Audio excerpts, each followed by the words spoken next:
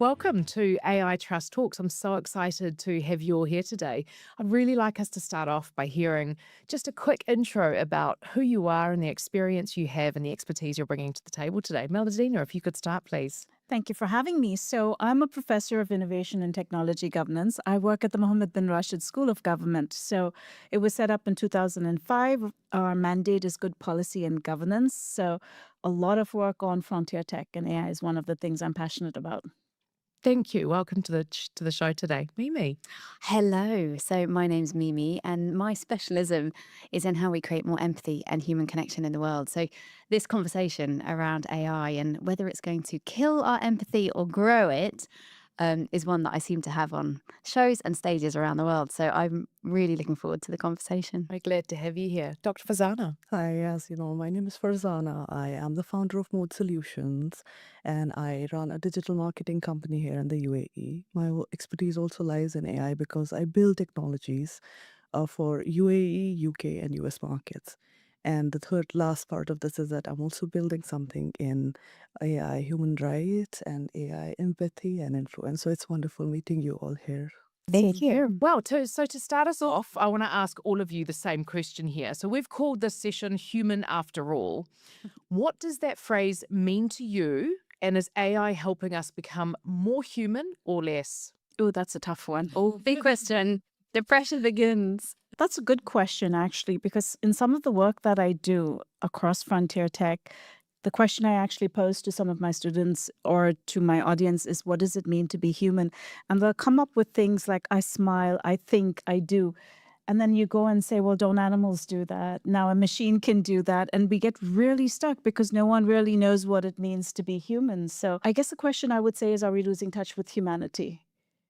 And that would be a better thing. If human beings thrive on social ecosystems and connections and relationships, sometimes it is very easy to transfer that feelings and emotions to a machine and at the cost of human beings.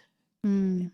Good Interesting, advice. isn't it? The question, what does it mean to be human? And you're saying your students are like, actually, I don't know what it means to be human, right? I think that to be human, and you mentioned this, Melodina, is that it's about the relationships that we hold and that connectivity between us. So I don't think that AI has any chance of ruining that.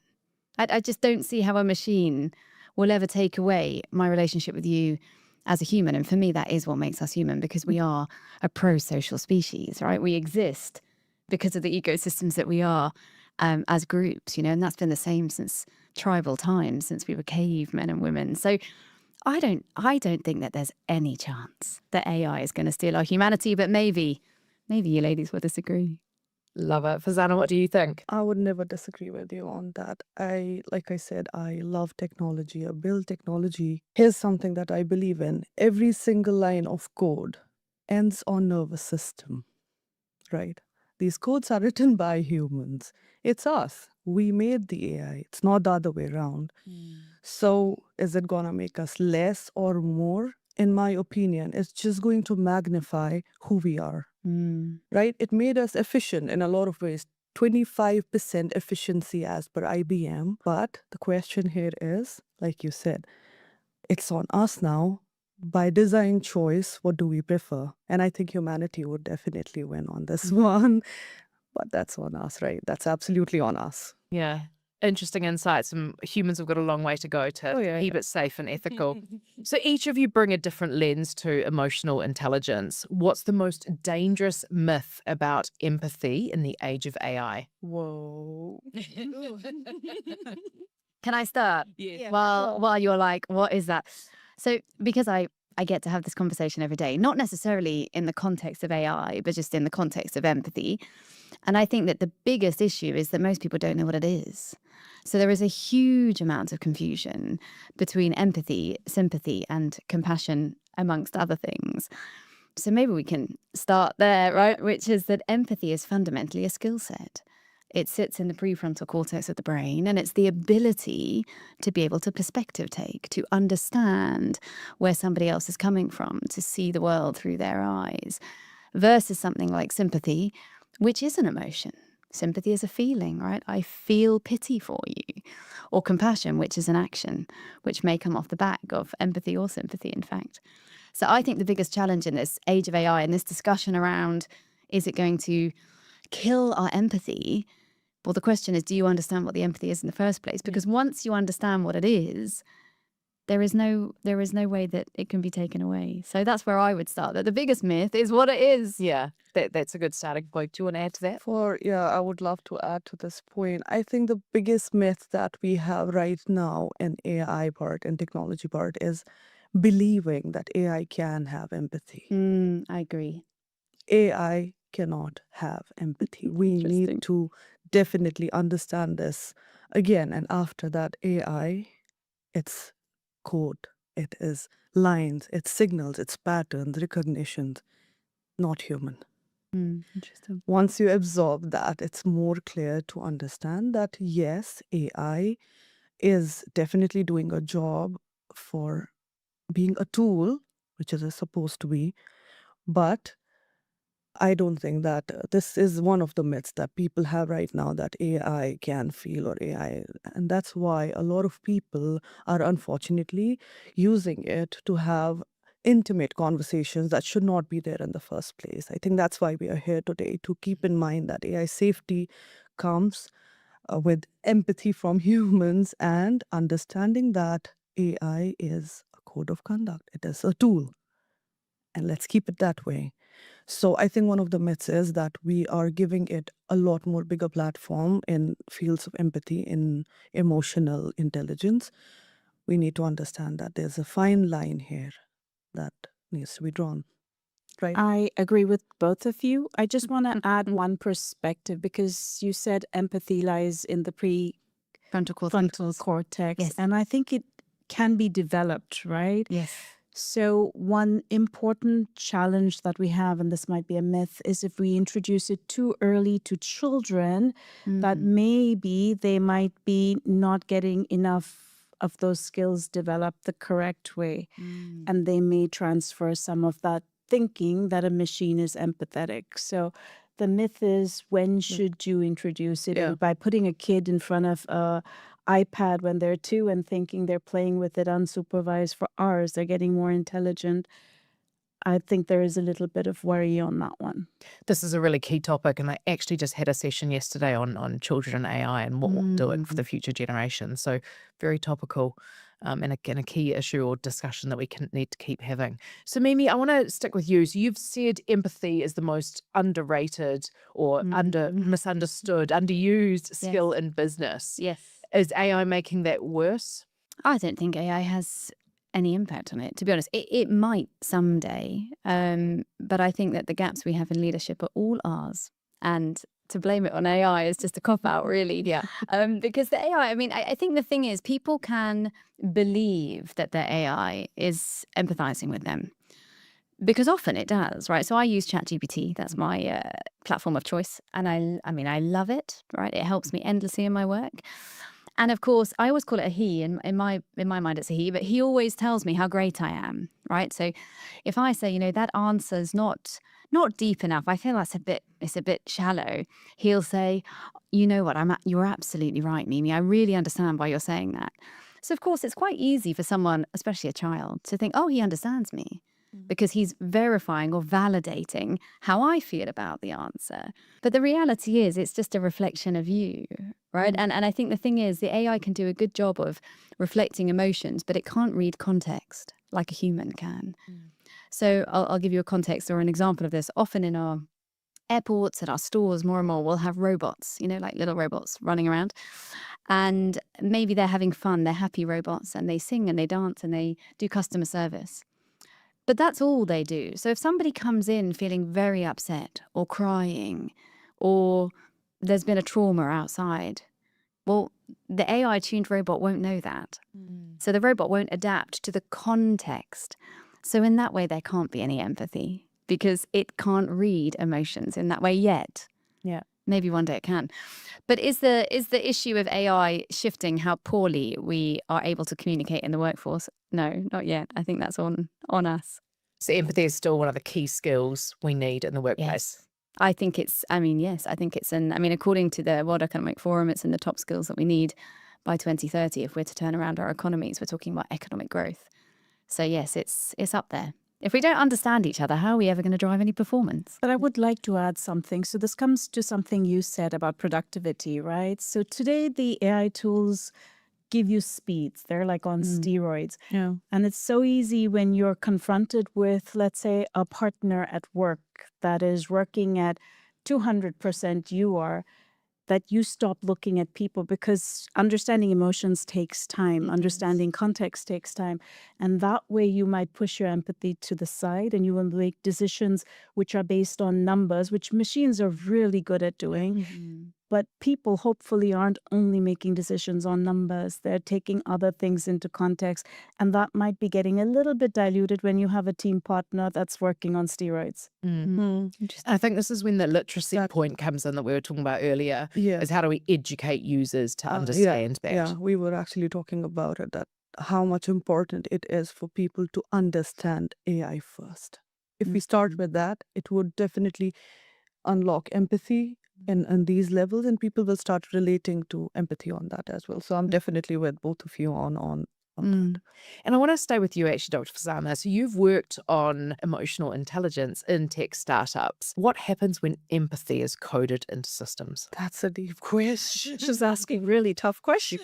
She's putting everybody on fire. That's a very interesting question as well. So, like I said, we have to understand first thing that AI is a set of codes. These set of codes are signals relayed from humans. Like when we talk about empathy in a coded ecosystem, at that point things change. For us, an AI is a reflection, basically, of patterns, voice recognition, your facial expressions, and everything else. Clue of these two together, kind of the amalgam is very, very difficult to keep. AI works on performance pattern method, as we all know that. It recognizes your voice, it recognizes your tone, but recognizes the tone of who? You and me. It's from people. It's our patterns. So when we are building up an LLM or we're building up a machine, we are feeding it our emotions. And when we are feeding it with our emotions, we're also feeding it with our bias. A study actually was conducted and it told us that the data corresponding to dark-skinned women showed more error patterns than white-skinned men. That's where the code is, it's in my hand. It's a performance pattern. I'm making it. I'm going to bring it back to what I believe in. I believe in human-centric AI. Humans at the center of AI.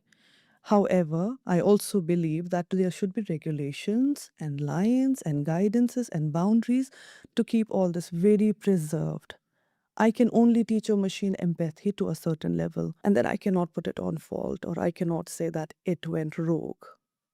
It's my data, it's us, it's human data that we are feeding to the machine. So I think that should answer that, corresponding to the queue of both.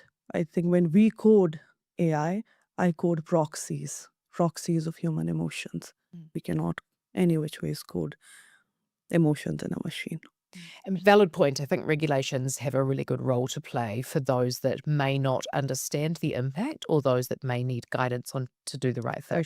Not everybody in the world does want to do the right thing, and there's some areas that we need to work on, but it's good points. And Melodena, I'd like to stay with you. So if emotional intelligence becomes a measurable output of AI, do we risk redefining empathy as a performance metric rather than a moral capacity?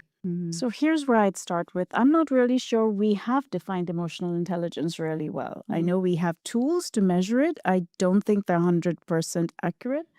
So how can we transfer that to a machine? We are really at the beginning of understanding the human brain itself. So it's interesting. AI was mimicking human intelligence. If we don't understand human intelligence, how is a machine as intelligent as a human being? The other thing that I think is really important for us to understand is how machines work. So you mentioned codes, and I really like that. At the heart of a machine are transistors. They're on and off switches. I'm not sure our human brain is actually designed with on and off switches, right? While we're trying to do that with machines with the best technology that's there, there's so much of research that's coming out that we sense with our heart. They now found brain cells in the heart. They found, I think, heart cells in the calf. They're finding all these strange, amazing things about the human body. So we don't even know whether our intelligence also is ancestral. We have some footprints from the past. So we're at the beginning of understanding human intelligence. I think it's very important we realize, yes, the machine and the tool is good. I'm not sure it's equivalent to human intelligence. And if emotional intelligence is what sets us apart from a hammer or a shoe or a mobile phone or a computing system, it's not emotional yet. And do you think, I think I know the answer to this, but do you think AI is going to help us to define the human intelligence faster than we do today and that understand more about the human body? I think it will definitely help us explore. So the thing is for us to understand our limitations and to understand the tool's limitations and work together on a good partnership. So what it has is speed. It has the ability to take diverse pieces of resources and put them together. I can't put a million encyclopedias in my head. I might have pattern recognition, but I certainly cannot remember them word to word, right? But an AI could in some cases. So let's look at how we can take the best of the tool and the best of the human being and combine them. But that means I don't start with the premise that all humans are bad and AI is better. I start with the premise that humans are good and AI is good, and I try to find the best way to team them up together. Yeah. Find that balancing act between the two. Nice. So Mimi, I'd like to come to you and I want us to talk about emotional AI. Yes. Systems that read, respond to, or simulate human emotion. Are we building tools for connection or manipulation? Probably both. Because as you were just saying, I mean, I also have the assumption, I believe deeply that most people are good, but not everyone is good, right? And anybody can code. So I think, again, the question comes back to understanding what empathy is. Can you use empathy to manipulate others? Yes. But can you use kindness to manipulate others? Yes. Can you use anything to manipulate anyone? Yeah. Do you know what I mean? It's a choice. We have, as human beings, we have choice how we want to be ethically and morally, how we want to show up in the world. Yeah. But on the whole, I think that the potential for it to do good, to create connection, is higher than the risk of it pulling us apart. I'm very optimistic, Emma, about what I like this, this. right? Yeah. And I think, one of the ways that I always look at that is that a lot of these conversations around things like AI, they happen in the very, very developed world, very first world cities and brains and doctors around the world having these conversations. But if you think about what that AI can do in communities that are far less developed and stable than the one we're sitting in, we're here in Dubai, right? And you perhaps think of a relatively rural African town in Kenya. And there's a young girl in that town who wants to be a doctor. And she's very smart and very capable of being a doctor. But her parents have never worked anywhere but the fields in the area they live in. So they have no idea how to help their very smart daughter become a doctor, and nobody else in the village really does either. But she can come home at night and via a phone, she can speak to an AI coach or an AI, anybody, even ChatGPT, and ask ChatGPT for advice. Now, will that advice be as good as Melodena's? Maybe not, right? But will it be significantly more worldly than perhaps what the people in her direct community can offer her? Absolutely. Perhaps. Absolutely. And then maybe it says to that young woman, well, did you know that actually within a 3-hour bus ride, you can go and do a pre-diploma so that you can be a doctor? So is that making us better? Is it connecting us with the world? Yes. So I don't think that the AI conversation is all about the complexity and level of speed and change that we talk about at these phenomenal events like GITEX, when you can believe that AI is going to change the entire world tomorrow, and you get served coffee by a robot. But there are many parts of the world where AI can significantly uplift connection and conversation and things like coaching that they would otherwise never have access to. So of course there's a risk, but no risk, no reward. And I believe that most people are good. So I think that most people will take these tools for the better of humanity. Let's hope so, Emma. Good example. Good. I would like to add something to Please. that. So I do some work with African Union, and I love some of the stuff coming out of African Union when they're looking at the Continental AI Plan. And one of the things they actually talk about is the wisdom of elders. Now, places like Africa, and if I look at Latin America and Asia, they have tremendous traditional indigenous knowledge. LLMs don't have that. Yeah. They're only based on what's codified in written knowledge. And what's happening right now is that ancestral knowledge is getting lost because we don't value it, and because we're not capturing it, and because we're replacing it with only what is written down, and that's mostly Western centric. So there is a danger I think we need to be very careful and very cognizant of when we introduce these systems in, which have tremendous, I'm not saying that they cannot uplift, they can definitely uplift, but we should not make communities run away from their roots in some ways. I think it is very important to realize, we're still realizing right now, there's so many cures in the, in the rainforests and many other old cultures that we didn't even know, and we didn't even conceive or, think of them as a cure. So we have to be careful with that. This is a really, really valid point and topical as well. It's a great example. I think there's a huge opportunity for those to have access to information they may not have had access to before, but the loss of culture, the loss of that wisdom and cultural differences that we see, because LLMs are mainly trained on English language, and we do lose a lot. So we all collectively need to make a decision, a movement to be able to adapt to parts that have been lost or will be lost if we don't take action.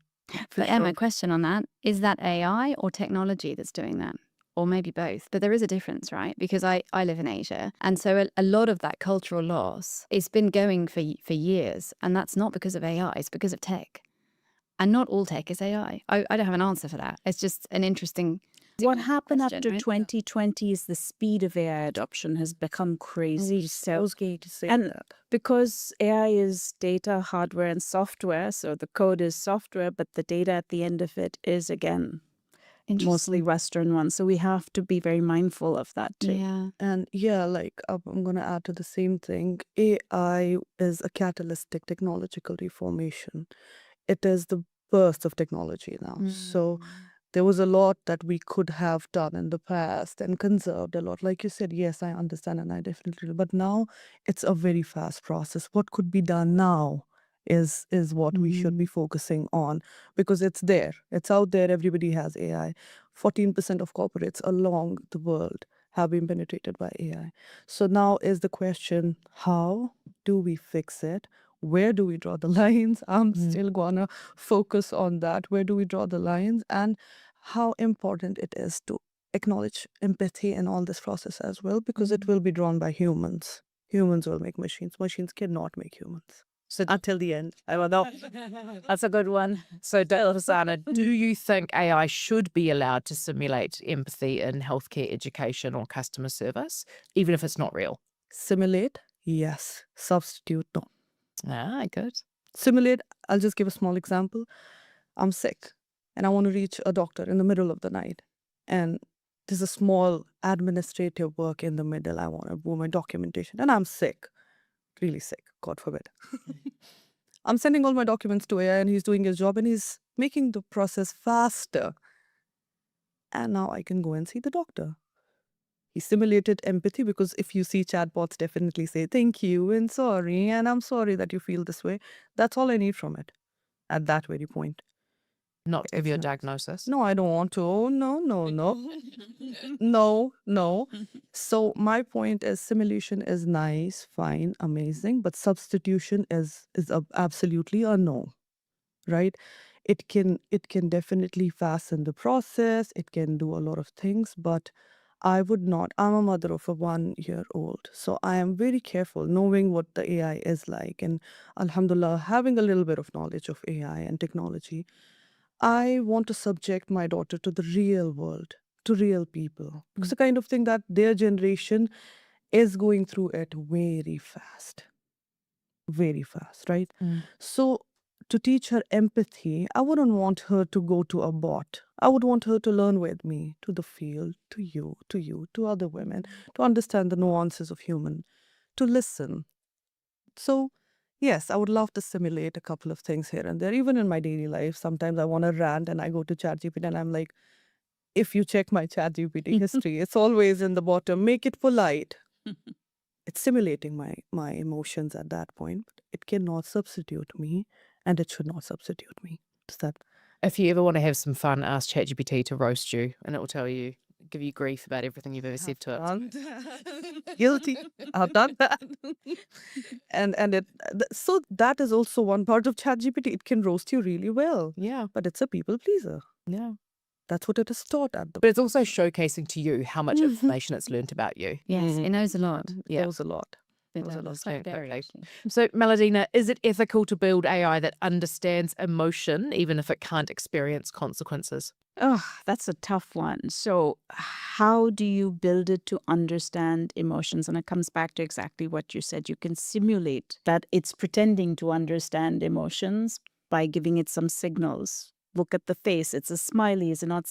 By the way, there's been some research that says culturally that doesn't work very well. There's some cultures that smile and some cultures that do not smile. And it doesn't mean that they're grumpy. It's just that's in their culture. They don't smile in public. So the problem is it's again how you train it and what data you're actually putting inside. And then we have to ask for what purpose are we, so why are we doing that? It's obviously to take a decision. And I think the bigger question we have to ask is that an ethical use for a decision? Mm. Right? So if don't start with the machine, start with the decision and then ask, should a human being actually be ethically responsible for that decision? Are you delegating to a machine? What's the impact of that decision? If the impact is too big, if the risk is too high, whether it should be a machine or a human to make that decision. You have to make those decisions. And I think that's where good governance comes. So when do you delegate? Why are you delegating? If it fails, who's responsible? And generally right now, when I go around the world and I ask who's responsible, I hear the question, the user, because they used it and they signed the terms of reference. Honestly, have you ever tried to read through the privacy statements and terms of references? It's like going down a rabbit hole. Yeah. Click here, click here, click here, and then you forget what you clicked and where you started from and where you end. And then you go and you see that very often when you ask people, they're like, oh, it's the lawyers. The lawyers say, well, I don't know what it's actually used for. Or it's the IT department. IT department says, well, I'm not responsible for purchasing, so I wasn't responsible for terms and conditions. So really, we have a governance issue with companies, but also wide-scale literacy, because things like chatbots are widely available. Everyone's using it, and I'm not sure whether everyone knows the implications of giving data to that machine and who has access to that and how it can be used against you, maybe. Agreed. Literacy, accountability, really, really difficult for us to get there at speed that of AI being developed. Do you think it's ethical to have something like a privacy statement or a terms of reference that's 30 pages long versus something that is easy to read and tells you exactly what it will and won't do with your data? That's something I really think that it needs to be simplified. I lived in Germany. I missed those days when it was simple and I could say, yes, I agree, and no, I don't agree. And I still had access to some services. I've moved now to different parts of the world and I find I don't have the same privileges. I do think it is a government's responsibility to make sure that the statements are simple so that the user, especially since most of us are on a mobile, we're not using it on a big computer screen, that it fits in the mobile. We know exactly what we're giving access to and why. Good points. So, Mimi, what's the ethical line between emotional intelligence and emotional engineering? I don't know what the line is, but what I would say is that we are failing at emotional intelligence and empathy as people. So who is going to teach these things? I mean, that for me is the biggest concern about when it becomes emotional engineering, is that the people that are doing the coding are not emotionally intelligent enough to teach emotional intelligence. And if they were, I wouldn't have a job, right? So we have lost 48% of our empathy in the last 30 years, and it is showing up in so many issues around the world. And I would not ever stereotype a group of people to be more or less empathetic, because you can't. But for the sake of an argument, many of the software companies that I work for, again, massive stereotypes here, but just for the sake of conversation, many of the software or engineering-led organizations that I work with say that they have a higher amount of introverts than other types of organizations, right? And that they have many people who develop software, develop code, like to be quite quiet and alone. They tend to work as individual contributors versus in a team. Generalization, right? These people, one could argue, are not the most emotionally intelligent, communication-focused people in our workforces, and yet they are the ones that are building the code that you're talking about, Dr. Farzana. So I think where that line is between intelligence and engineering is if you have engineers engineering a code into a system because they've been told that they should, that they don't really understand. The line is going to be very squiggly, right? That line is going to be very blurry. So And sometimes people come to me and ask me about that. Will I help them train bots? And I always say no, because quite frankly, I don't want the responsibility. But probably I and all of us should say yes, because someone should be teaching what this really is. And if people knew, we wouldn't be in the situation that we're in, with 52% of the planet being lonely. We are so lonely, it is the highest burden on our healthcare systems worldwide. Not cancer, not diabetes, loneliness. Wow. We are so incapable of communicating as humans that we are killing ourselves. We have 900,000 people a year die every year of loneliness. And now we're worried about whether the machines that we are creating can solve the problems. So the line, I think, is very blurry, Emma. Do you think AI is going to make that percentage worse? Because we have loneliness? people that are potentially lonely today interacting with chatbots, interacting with AI. We've already seen children commit suicide because the chatbots told it to, right? Do we think that statistic is going to get worse? Look, I'm not an AI expert, but I'm relatively well versed in loneliness and empathy. And I think it will get worse before it gets better, but I'm not sure that that's purely on AI. So a few years ago, before AI was moving this fast, people would have asked me that question about social media, the exact same question. Because as humans, we quite like to blame the technology for our own problems. AI may, and clearly has, you just mentioned a case of somebody taking their life, may be responsible for some of that loneliness and some of these decisions. But at the same time, it's connecting people in phenomenal ways. The same would go with social media if you're having that conversation. Can social media propagate bullying and toxicity and segregation? Yes. But can it create community and connection? I mean, we all met here, I think, because of LinkedIn. Yeah. Right? So can it create, I mean, maybe we're going to become great friends. Who knows? And I feel the same with AI. So I don't know if it's going to make it worse, but what I do know is it will in some cases make it better. Yeah. And you've talked about how empathy isn't universal, and you've touched on statistics here. It's shaped by culture, gender, and power. How do we ensure emotional AI doesn't flatten or stereotype human experience? You can only do that by the amount of diversity that there is in the people that are coding and creating. And I think we've already touched on, right, very gently, this is a slightly male, slightly Western-centric reality at the moment. The only way to codify empathy is to have a wider array of people coding those platforms that have those experiences. And of course, that takes a huge amount of intention. Because if you want to codify Zulu culture and what sawubona means, right? So in Zulu culture, when you greet someone, you say sawubona. And that doesn't mean hello, it means I see you. And you respond by saying, I see you too. If you want to be able to codify these type of cultural norms into a system, into a code, you're going to need Zulu people to do that. It can't all be made in, I don't know, San Francisco or wherever most people are coding. So I think diversity is such a buzzword, but I think it's a huge part of that. If we want to reflect the human race, then the human race has to create the AI that's reflecting itself. Yeah. Did you want to add to that? I definitely would agree with that. I mean, it's all synthetic data, right? The data we feed to an AI, it's synthetic. It's not real, not entirely real. So we'll come back to that in a while. But she's absolutely right. Diversity is a buzzing word, but if applied right, we could do so many good things with AI. Will it or will it not? Emma, let me be very honest with you. We don't know yet. Yet. We have seen so many technological revolutions. I mean, I come from a generation where there was once upon a time a landline, and then it changed to a very big phone. You would go to the window and you would Lights. right? And there was no social media. And then there was this social media, and parents were very concerned. Who is my kid talking to? I was that kid, by the way. So I know.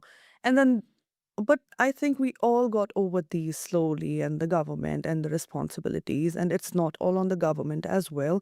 Empathy is inside you. Please correct me if I'm wrong. It's not government's job to teach me. It's a design choice. Like I said in the beginning as well, it's a design choice. Is it making us less or more human? It's just magnifying who we basically are. I agree with that so much. So I don't know.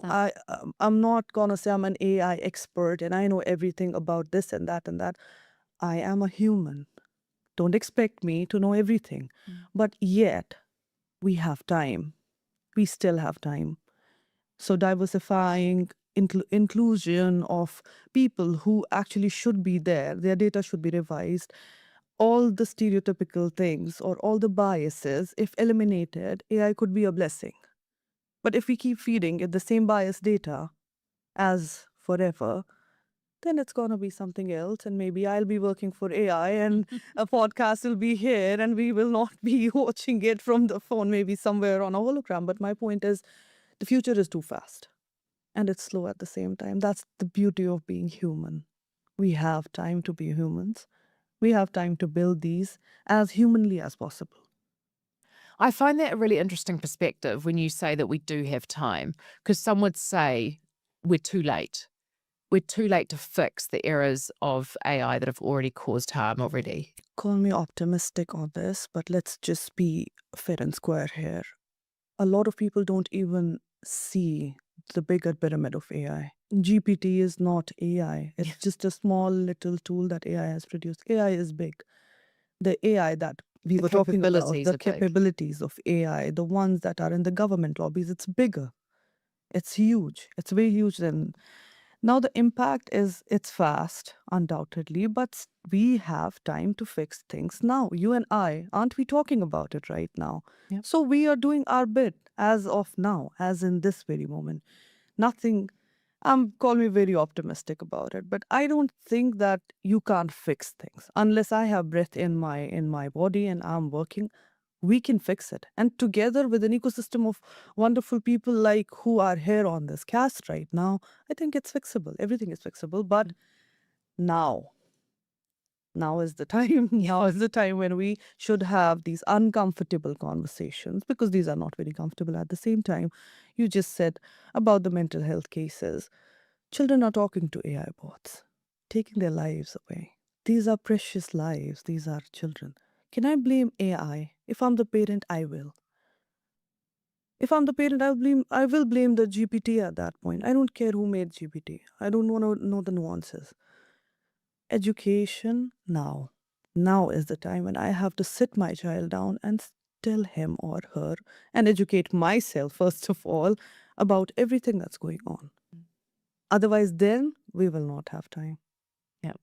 But also, Emma, question, who is saying we don't have time? And I would argue that I'm going to answer my own question, the media. So why are they saying it? They're saying it because the media is based on fear. That's what sells, right? So who is it that's saying, well, we've run out of time, it's too late? It's a message that's created to create fear and discomfort. Hype versus fear. What are your thoughts on this? So you've had something to see, you've got something to say, to be looking at us and to like, yeah, here. So now I'm like nervous. Okay. We roll with you. You rules AI ethical frameworks globally. What's missing when it comes to regulating? Do you think the time's passed? Do you think the time's now? So like you said, AI has been around for a long time. It's hardware. So we've been putting into 4G, 5G. You can't do that with that you've been putting into the chips. We've been collecting data for a long time. We've been coding for, I don't know, there's 8,000 coding languages.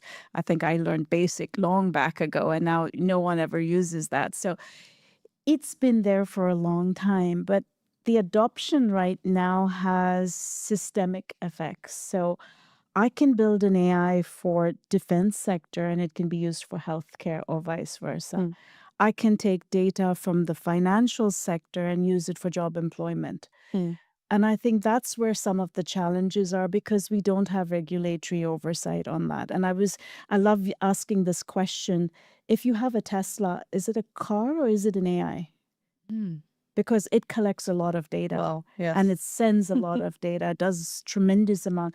But under which regulation does it go? So we look at it for car safety, but should we also be looking at it for AI safety? So currently right now, the problem is, I think from a regulatory point of view, globally, we're not really sure in which bucket to put it in, right?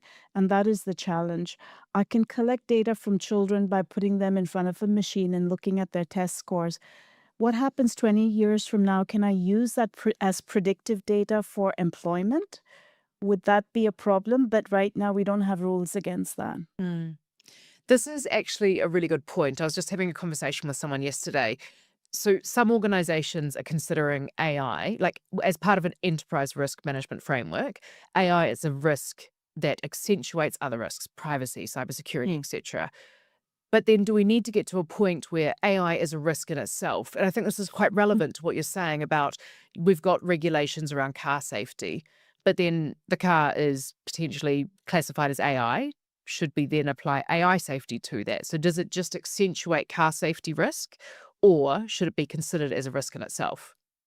And the answer for that is there is no answer. Why? Because the context keeps changing, Yeah. right? So with traffic, I can't really know that. AI requires updates.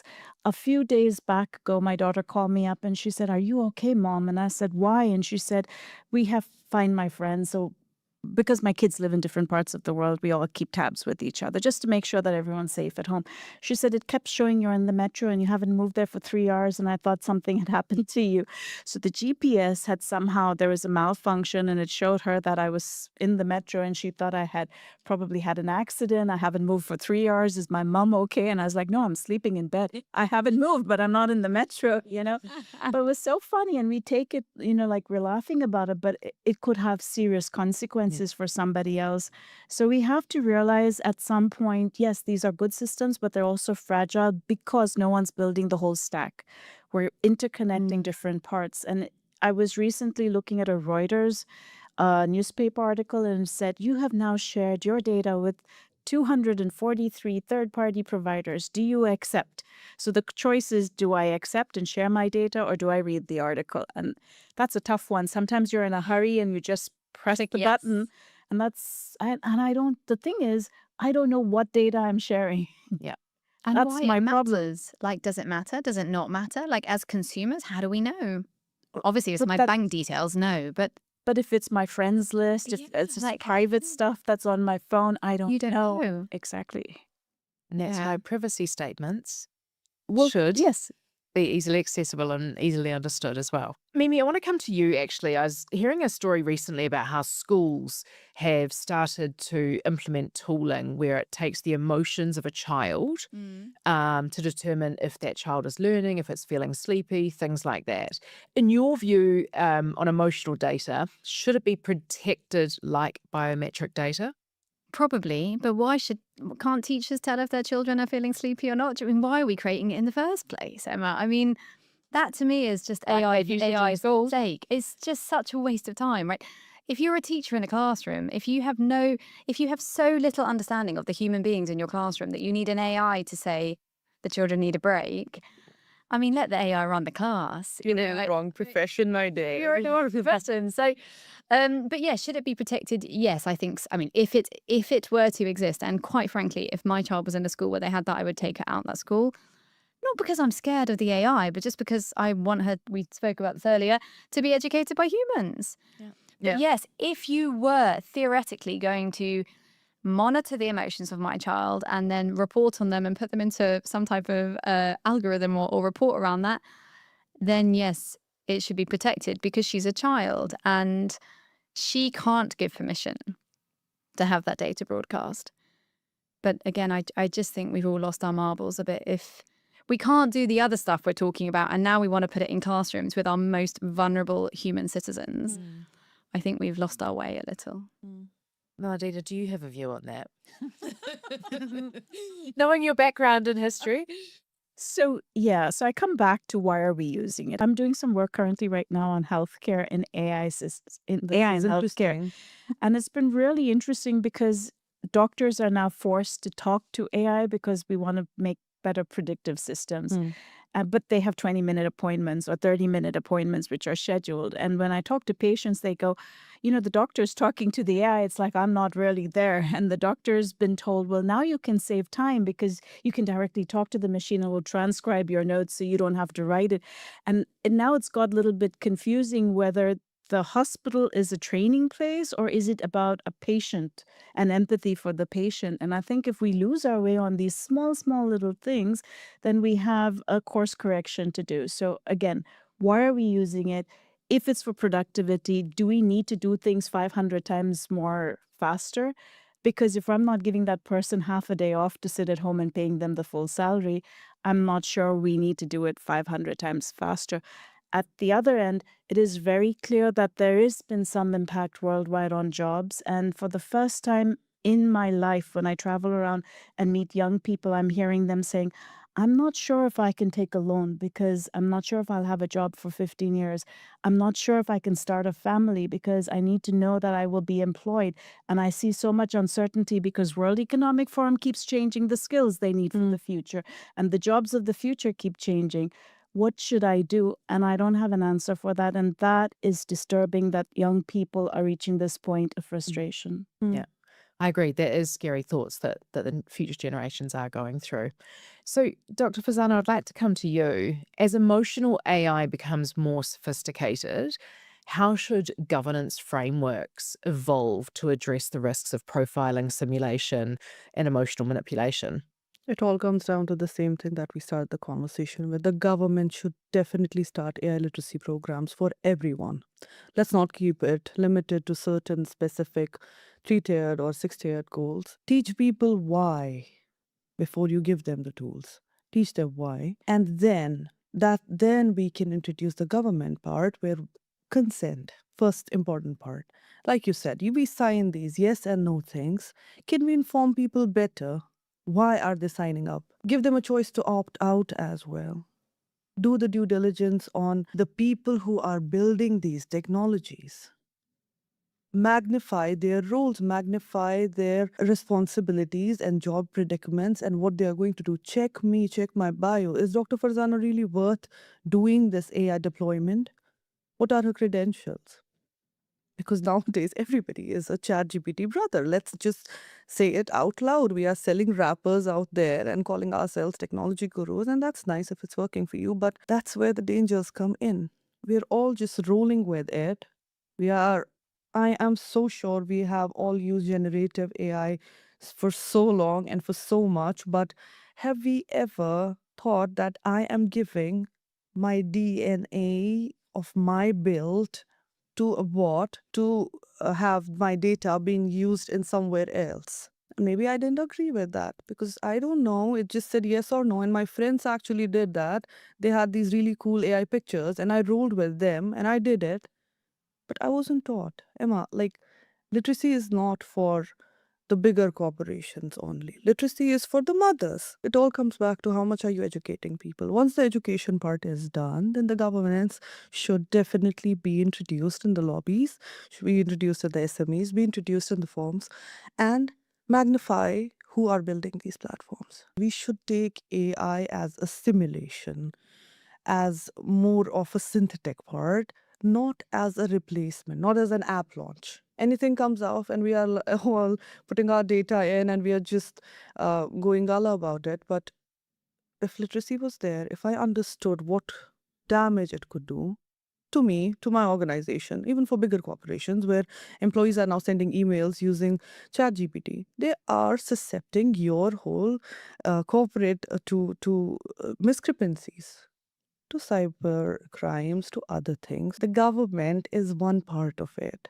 And the government should definitely ensure that there is AI literacy. AI responsibility is a huge, important aspect. But for you and I to feel responsible, you and I also have to educate people about it. Yeah.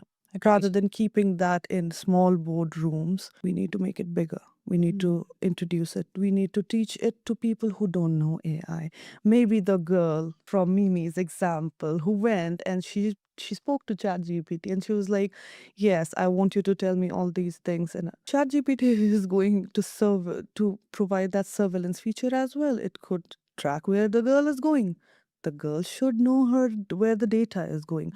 My point is, the more we educate, the more we talk, the more we are AI literate, the better the world could be. And that's why we have AI Trust Talks.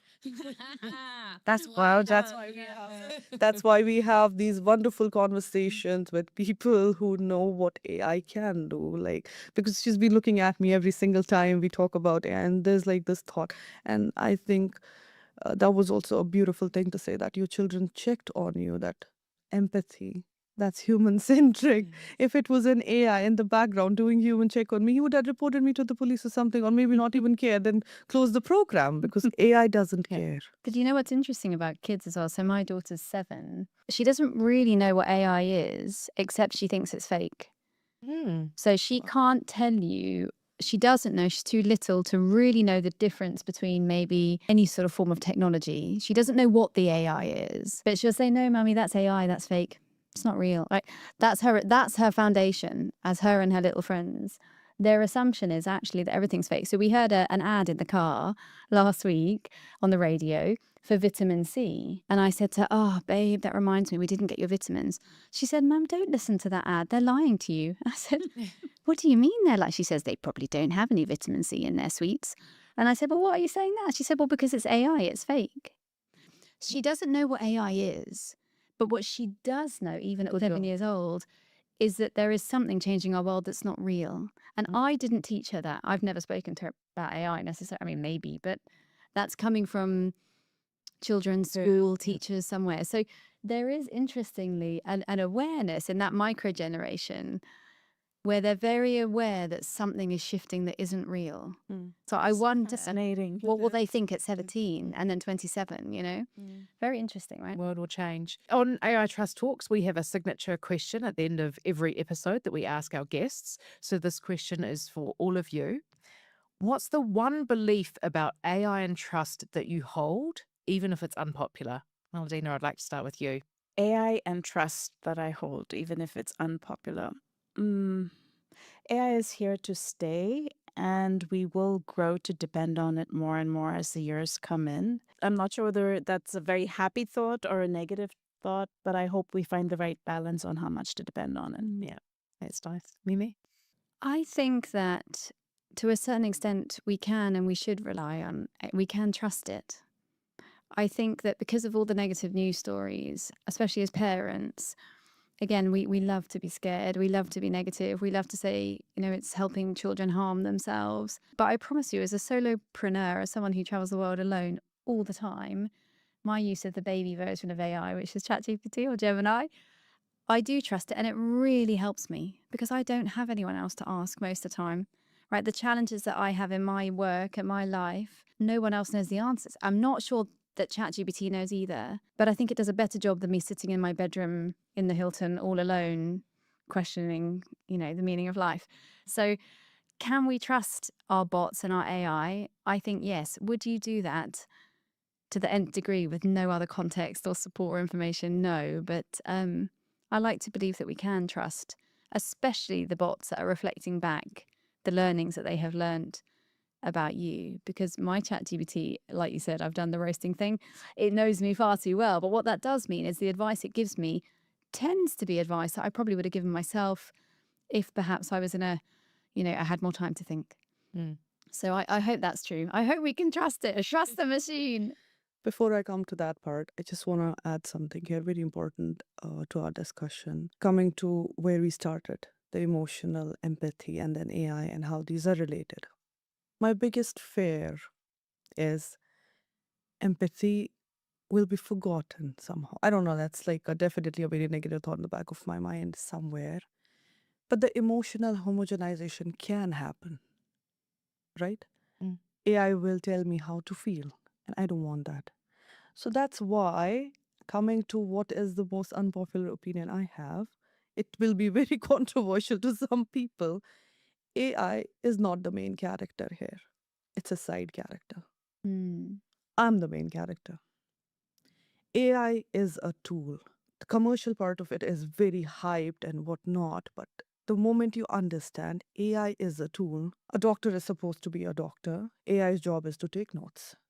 A teacher is supposed to be a teacher, and AI can just be there to maybe do the grunt work for her. And AI could definitely do something in the background while I go and spend my time with my child, which sometimes is very difficult. I am the main character, AI is not. So I'll conclude with, let me write the book, let me do my thing, let me be the poet I want to be. AI's job is just to do my grammatical sentencing and check that out, right? That's what AI should be doing. I love this. All I could think of when you're saying I am the character is that line from the Dubai Bling, maybe this is a terrible thing to say, but when the lady says, I am the company, and all I can think of is you as Hannah going, I am the main character. The main character. We have to stop this overhyped thing about AI, this AI that we are still here talking on a pod, connecting with you all on a beautiful level, having these conversations. I think it's not going anywhere. And empathy won't either. These skills won't go anywhere. Won't. We won't let them. And I think that people are more and more and more aware of it and share that opinion. The human race won't let this take away what is core to who we are. So just don't listen to all the media, the hype. The hype is the problem, Emma. So, like I said, let's Let's all take write away the books. hype and we're all going to be human and fine. Let's have free time. It's going to give us a lot of things. Let's be the artists. Yeah. Let it do the grunt work. I love it. Thank you for the So great snippets that we're getting there. It's sound bites. Ladies, thank you so much for joining me on AI Trust Talks. Thank It's been you. an absolute Thank honor you and for a having us. privilege to hear all your experience and Thank you. expertise. Thank you so Thank much. you. It's wonderful Thank meeting you. you all. It was an amazing, amazing time. Thank you. We hope you enjoyed this episode of AI Trust Talks. If you found it valuable, don't forget to like, subscribe, and share with anyone who might be interested. Join the conversation with us on Instagram at AI_trust_talks and follow along on Spotify, Amazon, YouTube. Your engagement helps us to keep these important discussions alive. From all of us here at AI Trust Talks, thank you for being part of this journey. Until next time, keep building trust where it matters the most.